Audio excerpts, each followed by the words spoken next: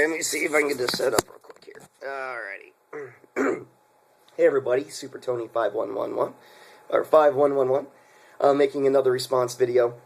This time Liberty Chick is going on and on about her feelings on, I guess maybe somebody told her that if she didn't like the country, she should leave it. First of all, let me apologize here. I got a bit of a cold, a little under the weather. And so I'll make this pretty quick. Basically, she starts off in her video about whining about, I guess, maybe somebody told her that if she doesn't like the country, she should leave it. And oddly enough, on her take on this, I, in a way, in the beginning anyway, actually agree with her that it's kind of a ridiculous thing to say. You know, just because you disagree with somebody doesn't mean that they should have to leave the country. You know, that's just, you know, kind of crazy, but eventually she goes on to do the same thing and say, well, if you support the military, you should leave the country, which makes her pretty much a big hypocrite. But anyway, she has a habit of doing that. But I digress. Let's see, she says the sole purpose of the military is to kill our enemies. Yeah, not really. Yes, when we do get into a conflict somewhere, we go in with the mentality of, you know, we go in and inflict as many casualties as we need to, engage in war as hard as we need to end the conflict as quickly as possible, and bringing back as least amount of casualties on our side as possible. But our existence isn't just limited to that. We also do humanitarian actions around the world. And, sorry, my bad handwriting here. We engage in training with different armies across the world, and also like third world armies and whatnot that are friendly with us. To help train them, to help prevent conflicts in their area. And a lot of what we do goes into helping build an area up or train them or help them out so that you can avoid a future conflict based upon deteriorating economic conditions or desperation.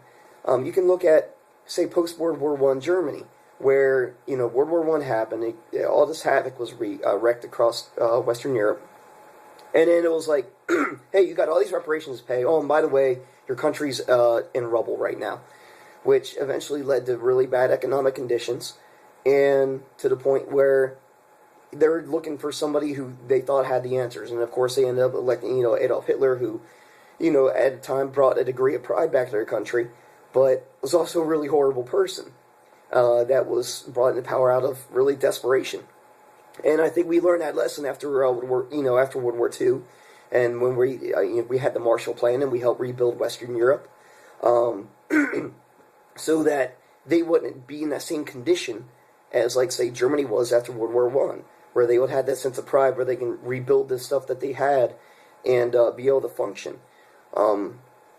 Yeah. So, and you know, and that also goes. We were talking about only bases in the U.S. We should only have bases in the U.S. I can sympathize with what you're saying, but I still think you're incorrect. We have bases in, say, post-World War II Germany, where it was no secret that the Soviets would have liked to have continued on with their influence and possibly taken over Western Europe. There's really there's no doubting it. And us having a strong military presence in Western Europe after World War II helped that not happen, and help keep Western Europe autonomous and have their own way of life and their own governance. And also, I'd like to think that us having a strong military and a military presence in other places has helped stop larger conflicts in whole, as far as, say, the Soviets versus Western Europe, or the Soviets versus China. You know, there's no surprise that they weren't friends. You know, they were both communists, but they didn't really agree with a lot of philosophies eye to eye. And there's no doubt in my mind that without, you know, knowing that America had a strong military and could have gotten involved, that they didn't get into a conflict.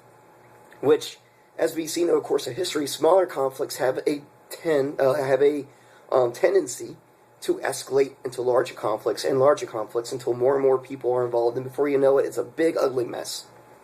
So, I would think maybe you should look, especially after, you know, World War I and post-World War II history, to see the correlation there between having a strong military as a deterrence against bigger conflicts. Yeah, and then you say that we occupy every country. Well, I mean, we're in Afghanistan. We're occupying Afghanistan, if you even want to call it that.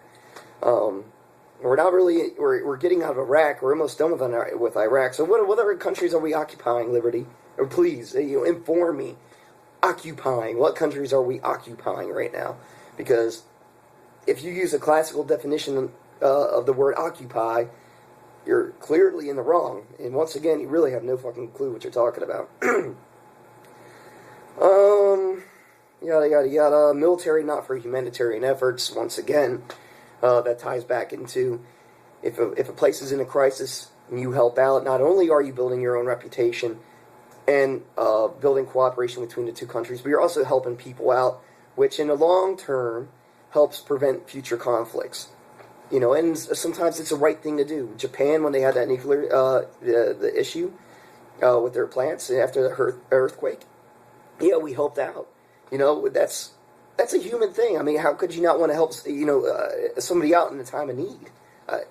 Are you really that cold-hearted? I don't know. Maybe you are. Military not made for nation building. Yeah, I see what you're trying to say. But once again, like post-World War II Germany, comparing those conditions after post-World War I Germany conditions, you don't go in somewhere and make a mess and then just say, take care of it. You have a responsibility to help try to fix that mess, and that's what we've been trying to do in Iraq, and that's what we're trying to do in Afghanistan.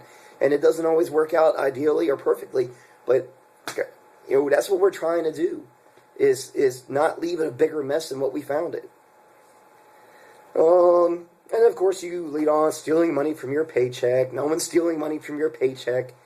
Okay, Liberty. I don't even know what you do for a living. I have a feeling it's probably not a whole hell of a lot. But no one's stealing money from your paycheck, okay? I personally don't walk into your house, into your pocketbook, and pull money from your paycheck, okay? If you got a problem with the budgeting or whatever, talk to your congressman. I mean, why do you consistently blame the military for any kind of budget woes? We don't get to pick our budget. Jeez, girl. And, you talk about stuff not making sense to you. Liberty, obviously, a lot of stuff doesn't make sense to you. Which I can understand. You're young, you're a kid, you don't really, I guess, maybe see how the whole world works yet. You don't see the bigger picture. And I used to be the same way. I didn't always see the bigger picture about things, but